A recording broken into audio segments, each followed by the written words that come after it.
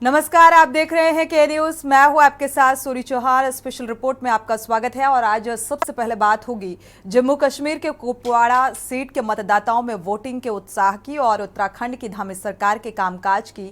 अगर बात करें तो धामी सरकार अपने कुछ कड़े फैसलों की वजह से चर्चा में रही है। धामी सरकार जल्द ही सख्त और भू कानून लागू करने जा रही है और इस पर हम आपको रिपोर्ट दिखाएंगे। साथ ही दिखाएंगे झारखंड मिलेट मिशन योजना पर हमारी रिपोर्ट। दरअसल इस योजना से किसान खुशहाल हो रहे हैं। और चलते चलते बात होगी पितर पक्ष के दौरान मध्य प्रदेश के विदिशा में बेतवा नदी के किनारे बने मुक्ति धाम की चर्चा। तो चलिए अब चलते हैं विस्तार में।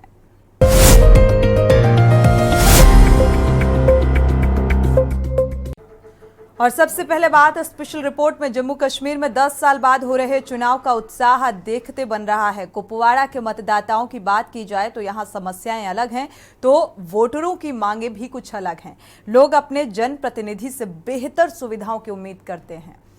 देखिए ये रिपोर्ट। जैसे जैसे चुनाव की तारीख नजदीक आ रही है, कुपवाड़ा के निवासी बेसब्री से अपने मत डालने के अवसर का इंतजार कर रहे हैं।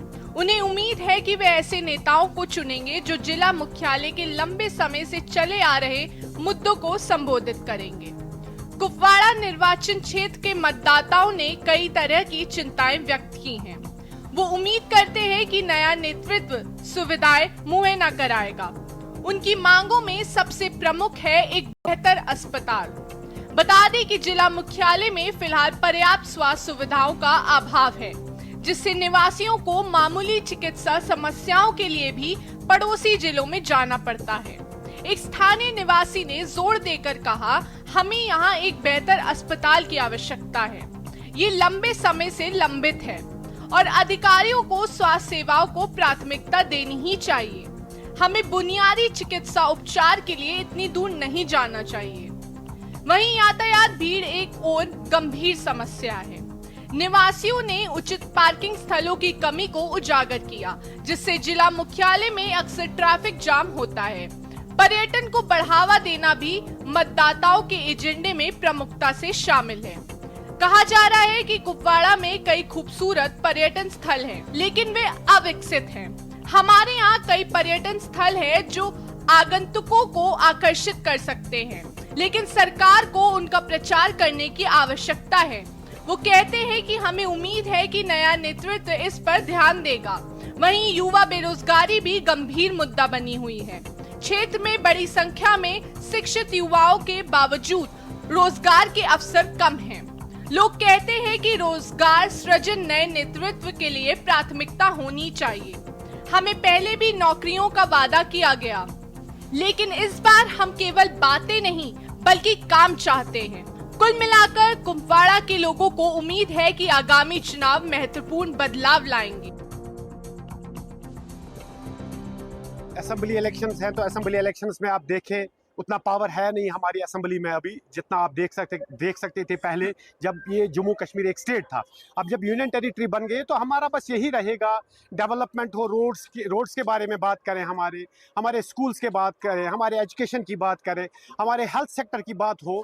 तो यही हमारी जो बेसिक फैसिलिटीज़ हैं, जहाँ पे आप इन चीज़ों को देखना चाहते हो, हम यही देखना चाहते हैं कि बेसिक फैसिलिटीज़ जो है हमारी, जो आम नागरिक की बेसिक फैसिलिटीज़ हैं, उन पे बात हो।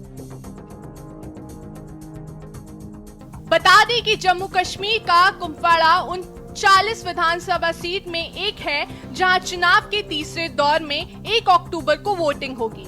जम्मू कश्मीर विधानसभा में कुल 90 सीटें हैं। वोटिंग का दिन नजदीक आने के साथ एक दशक बाद अपने मताधिकार के इस्तेमाल को लेकर लोगों में उत्साह बढ़ता जा रहा है। लोगों की सोच बदल रही है। कश्मीर वैली में यहाँ पे हमारी लोकल गवर्नमेंट ही नहीं थी जो हमारे जेन्युइन इश्यूज सुनते, जो हमारे ग्राउंड लेवल इश्यूज हल करते। तो उस हवाले से हमने बहुत सफ़र किया। 10 साल हमने बहुत ज़्यादा सफ़र किया, चाहे एजुकेशन के हवाले से, हेल्थ के हवाले से, या कोई और जो ग्राउंड लेवल इश्यूज होते थे वो हम अगर हमारी लोकल गवर्नमेंट होती तो हम उसके पास वो इश्यूज लेके जाते। हर एक वो अपना वोट कास्ट करेगा, यही दिमाग में हम रखते हैं कि हम इंफ्रास्ट्रक्चर को वोट देंगे, डेवलपमेंट को वोट देंगे। उन्हें यकीन हो चला है कि उनके समुदाय की जरूरतें पूरी करने के लिए विधानसभा चुनाव में हिस्सा लेना जरूरी है। हालांकि राज्यों के मुकाबले केंद्र शासित प्रदेशों के अधिकार सीमित होते हैं, इसे लेकर कुछ लोग चिंतित हैं। स्पेशल डेस्क के न्यूज इंडिया। और अब बात उत्तराखंड की धामी सरकार की। जल्द ही सशक्त भू कानून लागू करने की बात की जा रही है। राज्य के मुख्यमंत्री पुष्कर सिंह धामी ने खुद इसका ऐलान कर दिया है और मुख्यमंत्री ने कहा है कि राज्य सरकार भू कानून और मूल निवास के मुद्दे पर अब संवेदनशील फैसला लेगी। अगले बजट सत्र में उत्तराखंड की भौगोलिक जो परिस्थितियां हैं उसके अनुरूप वृहद भू कानून लाया जाएगा। मुख्य सचिव की अध्यक्षता वाली प्रारूप कमेटी इस पर काम कर रही है। कांग्रेस ने बीजेपी पर राज्य के भू कानून को कमजोर करने का आरोप लगा दिया है। कांग्रेस ने पूर्ववर्ती तिवारी सरकार के भू कानून को लागू करने की मांग की है। देखिए ये रिपोर्ट।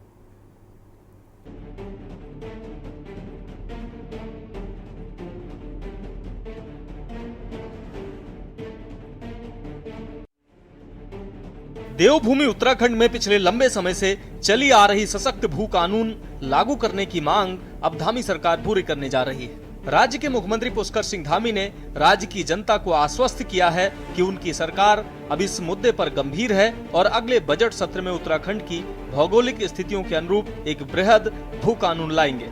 मुख्य सचिव की अध्यक्षता वाली प्रारूप कमेटी इस पर काम कर रही है। वहीं मुख्यमंत्री पुष्कर सिंह धामी ने उत्तराखंड में निवेश करने वालों को बिल्कुल भी परेशान न होने की सलाह दी है। साथ ही कहा कि उत्तराखंड में नगर निकाय क्षेत्रों से बाहर दूसरे प्रदेशों के लोगों के 250 वर्ग मीटर से ज्यादा जमीन खरीदने पर कार्रवाई की जाएगी। जांच के बाद ऐसी जमीन सरकार में निहित कर ली जाएगी। वहीं सीएम धामी के इस ऐलान के बाद विपक्ष ने सवाल खड़े करने शुरू कर दिए हैं। आपको बता दें कि उत्तराखंड में सख्त भू कानून लागू किए जाने की मांग की जा रही है। इसके लिए मूल निवास भू कानून समन्वय संघर्ष समिति ने 29 सितंबर को ऋषिकेश में विशाल स्वाभिमान महारैली का फैसला लिया है। वहीं समिति के संयोजक मोहित डिमरी का आरोप है कि जब भी भू कानून मूल निवास को लेकर आंदोलन होने वाला होता है, ठीक उससे पहले सरकार इस पर बयान देकर आंदोलन को कमजोर करने की साजिश कर रही है।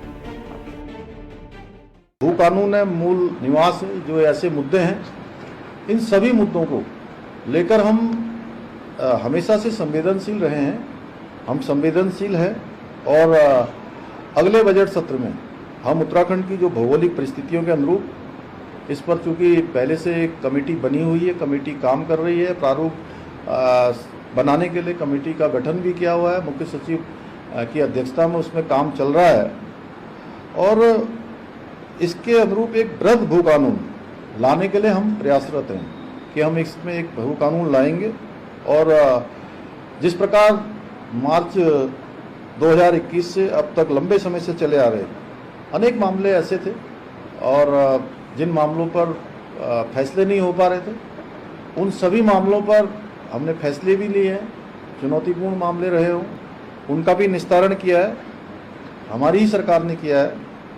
उसी प्रकार में आप सबके माध्यम से देवभूमि उत्तराखंड की जनता को ये विश्वास दिलाना चाहता हूँ जो उत्तराखंड में है और देश दुनिया के किसी भी कोने में हम इस भू कानून के मुद्दे को, इसका भी समाधान हमारी ही सरकार करेगी, इसमें कोई संशय नहीं है। हमारे मन में किसी प्रकार का कोई संदेह भी नहीं है। हम सबकी भावनाओं के अनुरूप, सबकी संभावनाओं के अनुरूप सारे हमारे पक्षों से वार्ता करने के बाद सभी जो विशेषज्ञ हैं अनेक विषयों के, उन सब का परामर्श लेकर हम इस पर भी काम करेंगे और इस पर भी निर्णय लेंगे। उत्तराखंड के माननीय मुख्यमंत्री पुष्कर सिंह धामी जी ने आज उत्तराखंड के ज्वलंत मुद्दों पर कुछ हद तक अपनी जुबान खोली है और ये निश्चित रूप में वांछित है कि उत्तराखंड के मुख्यमंत्री प्रदेश में समसामयिक मुद्दों पर अपनी बात करें। आज उन्होंने कहा कि आने वाले बजट सत्र में हम एक प्रभावी भू कानून के लिए एक्ट बनाएंगे, नियम लाएंगे और मूल निवास पर भी उन्होंने गोलमोल बात की, स्पष्ट रूप से बात नहीं की लेकिन गोलमोल बात की।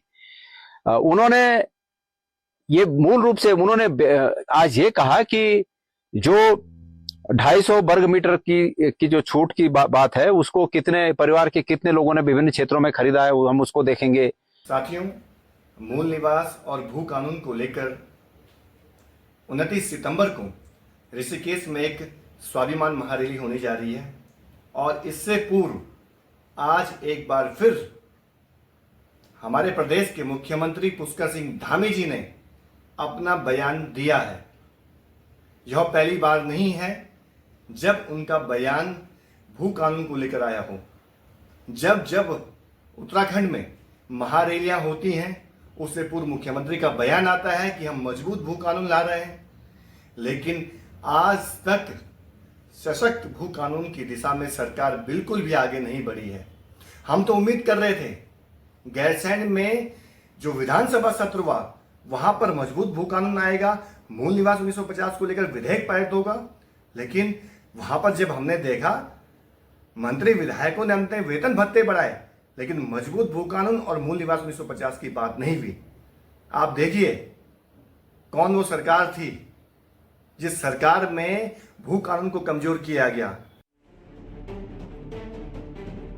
आपको बता दें कि उत्तराखंड में पिछले लंबे समय से सशक्त भू कानून और मूल निवास का मुद्दा गर्माता जा रहा है। सरकार की ओर से मुख्य सचिव सुभाष कुमार की अध्यक्षता में भू कानून के लिए एक कमेटी भी गठित की गई थी। इस समिति ने सितंबर 2022 में धामी सरकार को अपनी सिफारिशें सौंप दी थी, लेकिन अब मुख्यमंत्री इन सिफारिशों पर कार्रवाई की बात कह रहे हैं। वहीं समिति की इस रिपोर्ट को सार्वजनिक करने की भी मांग की जा रही है। इसके साथ ही उत्तराखंड में समय समय पर भू कानून को लेकर संशोधन किए गए हैं। इसके तहत तत्कालीन त्रिवेंद्र सरकार के कार्यकाल में भू कानून में संशोधन करते हुए जमीन खरीद की बाध्यता को समाप्त कर दिया जाता है। सत्ता पक्ष का दावा है कि पहाड़ों में उद्योग लगाने के लिए इसमें संशोधन किया गया था, जबकि विपक्ष की मांग है कि सरकार श्वेत पत्र जारी कर जनता को बताए कि राज्य में कितने उद्योग स्थापित हुए हैं। अब मंशा समझनी चाहिए, क्योंकि उस समय त्रिवेंद्र जी की सरकार तो मेरी ही थी। तो उस समय क्या हुआ, हम सब लोग जब रोज चर्चा करते थे हम कहते थे पहाड़ों में हमको रोजगार का अवसर उपलब्ध कराने हैं।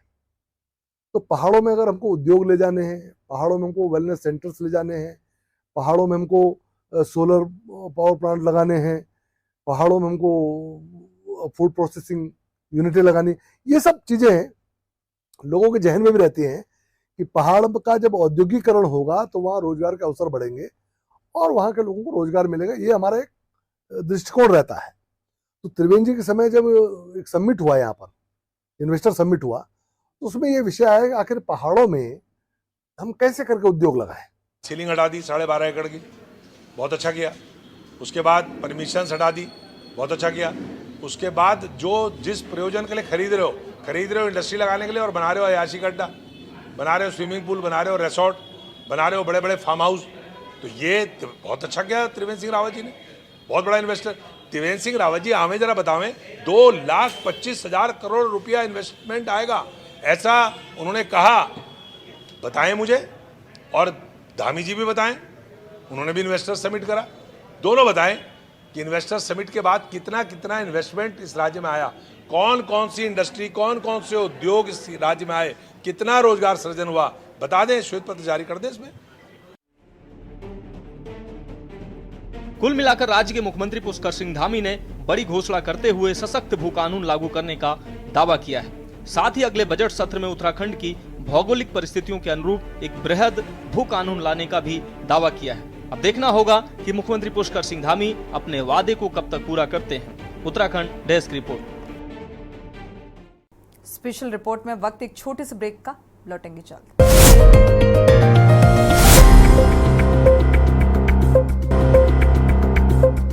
स्पेशल रिपोर्ट में एक बार फिर से आपका स्वागत है।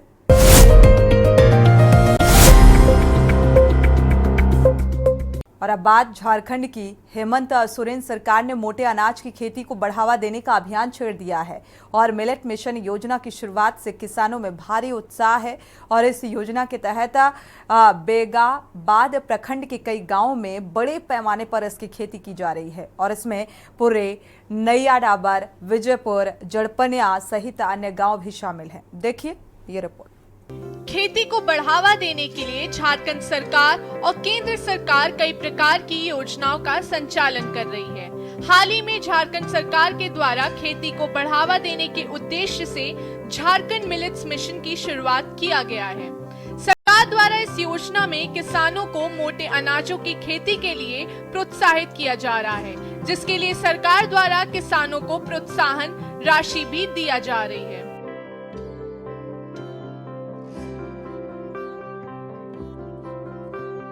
मैं लगातार राज्य में खेती बाड़ी के प्रति आम सभाओं के माध्यम से, नीति निर्धारणों के माध्यम से सिर्फ जो मौसमी फसल है, इसके अलावा वैकल्पिक खेती की ओर कैसे आगे लोग बढ़े, इस पर हम लोगों ने लगातार काम किया है। इसकी खेती इस बार इतनी अच्छी हुई है कि हमारे कांके प्रखंड में अभी तक 250 से 300 किसान का पोर्टल में पंजीकरण हो चुका है और उन किसानों को जब इनका हम लोग भौतिक सत्यापन कर लेंगे तो इनको प्रति एकड़ 3,000 रुपये की दर से इनको हम लोग एक प्रोत्साहन राशि के रूप में देंगे। पोषक तत्वों का भंडार है मोटा अनाज। मोटे अनाज में पोषक तत्वों का भंडार है। इसमें पोटेशियम, मैग्नीशियम के अलावा विटामिन B6, बीटा कैटरीन, जत्सा, फोलिक एसिड समेत कई पोषक तत्व मौजूद रहते हैं। इसमें कार्बोहाइड्रेट की मात्रा काफी कम होती है।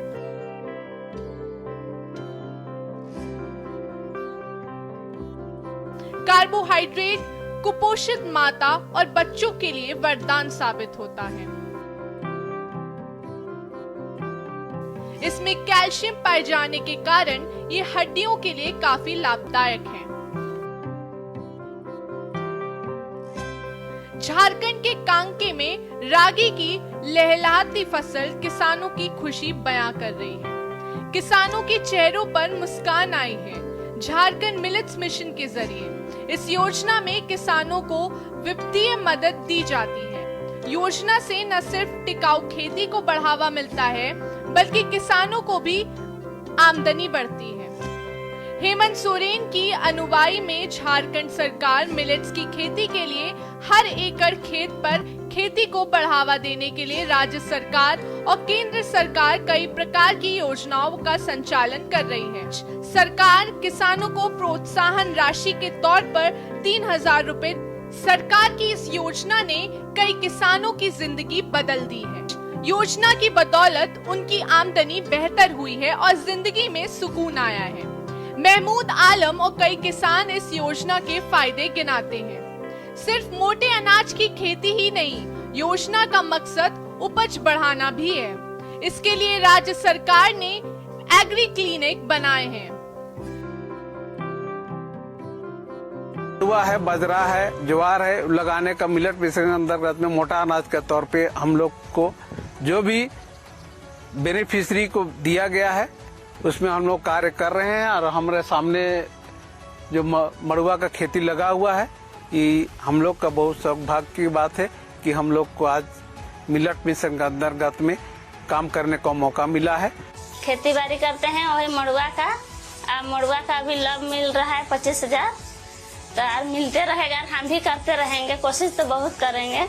होता है 5-6 क्विंटल। हमें मोटे अनाज के बारे में बताया गया, ब्लॉक के BTM के माध्यम से जानकारी मिला और मोटे अनाज का खेती मिलेट मिशन का खेती कर रहे हैं। इसके लिए झारखंड सरकार ने हमको पर एकड़ खेती करने के लिए 3,000 रुपया सहायता देता है। जहां किसानों को बेहतर बीज और मिट्टी को सेहतमंद रखने के बारे में बताया जाता है। कांके जिले में 85% आबादी की रोजी रोटी खेती की बदौलत चलती है। इसमें 90% से ज्यादा छोटे और सीमांत किसान हैं। झारखंड मिलेट्स मिशन ऐसे किसानों की जिंदगी में निखार ला रहा है। स्पेशल डेस्क के न्यूज इंडिया। और इन दिनों पितरपक्ष चल रहा है। लोग अपने पितरों का तर्पण कर रहे हैं, उनसे आशीर्वाद की कामना करते हैं। तो आपको बता दें कि मध्य प्रदेश के विदिशा में बेतवा नदी के किनारे मुक्तिधाम दिवंगत लोगों के आखिरी सफर के लिए जाना जाता है। देखिए ये रिपोर्ट। मध्य प्रदेश के विदिशा में बेतवा नदी के किनारे मुक्तिधाम दिवंगत लोगों के आखिरी सफर के लिए जाना जाता है। यहाँ उनके प्रियजन अंतिम संस्कार करते हैं। खास बात है कि स्मशान के अधिकारियों ने अहाते में एक क्रो पार्क बनाया है। यहाँ शहर भर से लोग कौओं को खाना खिलाने आते हैं। यहाँ पशु पक्षियों को आहार दिया जाता है। कितनी संख्या में इधर लगभग आ जाते हैं सुबह पितरों के समय पे? काग पितरों के समय पे 100-150 काग तो आ जाते हैं कम से कम, पर डे आ जाते हैं। कितने लोगों की टीम यहाँ पे लगी रहती है? यहाँ 15 से 20 लोग हैं जो लगे रहते हैं प्रतिदिन। इस अवसर पर जबकि कौओं की बहुत कमी हो गई है पर्यावरण में, ऐसे में पूरे शहर के लोग जो है अगर कहीं कौआ ढूंढने आते हैं तो वो काग उद्यान में आकर अपने पितरों के नाम से उनको भोजन कराते हैं। और पितृपक्ष में कौओं का अत्यधिक महत्व है क्योंकि कौओं को ही पितृ का सर्वश्रेष्ठ श्रेणी प्राप्त है। ऐसे में ये स्थिति जो यहाँ पर है निश्चित ही भूरी भूरी प्रशंसा के लिए है। लोग इससे प्रसन्न है और अपने पितरों को प्रसन्न करने के लिए वह अपना भोजन लेकर कौओं को कराने यहाँ मुक्तिधाम में आते हैं। पितृपक्ष में कौओं को खिलाने की काफी अहमियत है। उन्हें पूर्वजों के सम्मान में खिलाया जाता है, लेकिन क्रो पार्क में ये सिलसिला सालों भर चलता है। सुबह की सैर के समय यहाँ खास तौर से कौओं को खाना खिलाने वालों की भीड़ दिखती है।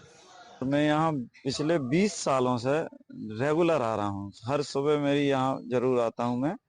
और यहाँ पे एक विशेषता ये है कि साल भर पूरी साल 365 दिन कौवे मिलेंगे आपको। और मुक्तिधाम सेवा समिति जो है उसकी तरफ से एक विशेष बात ये रहती है, ये चावल उबाल के और रखवाते हैं उनको। और हम लोग भी जो घर में रोटियां वगैरह होती हैं वो लेके आते हैं। और आपको पूरे शहर में कहीं भी कौवे नहीं मिलेंगे, यहाँ तो आपको साल भर मिलेंगे। हिंदू मान्यताओं के मुताबिक कौवों को पूर्वजों की आत्मा से जोड़ा जाता है। माना जाता है कि कौवों को खाना खिलाने से पूर्वजों की आत्मा खुश होती है और उन्हें शांति मिलती है। निश्चित है कि ये काग उद्यान एक बड़ी उपलब्धि विदिशा के लिए कहा जाएगा कि मुक्तिधाम के परिसर में बनाया है। और मैं तो साफ कहता हूं कि अगर ऑनलाइन जाकर और सोशल मीडिया पर भी देखेंगे तो कहीं भी आप सर्च करोगे तो क्रो पार्क नहीं मिलेगा। तो देश का अनूठा ये काग उद्यान विदिशा में निर्मित है। अभी तर्पण का बहुत पवित्र समय चल रहा है। अपने परिजनों की याद में लोग यहाँ आहार कराते हैं, बाकायदा पूजा अर्चना के बाद आहार कराते हैं। और ऐसा माना गया है, धार्मिक रूप से अगर मैं कहूँ तो ऐसा माना भी गया है कि अपने पितरों को सीधा अगर भोजन आहार करते हैं तो काग उस बात के भी प्रतीक है।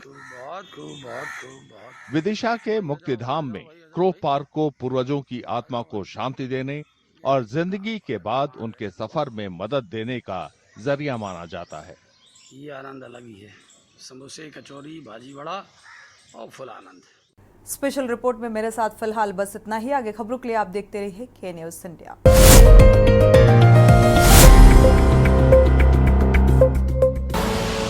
आप देख रहे हैं के न्यूज़, खबरों का सारथी।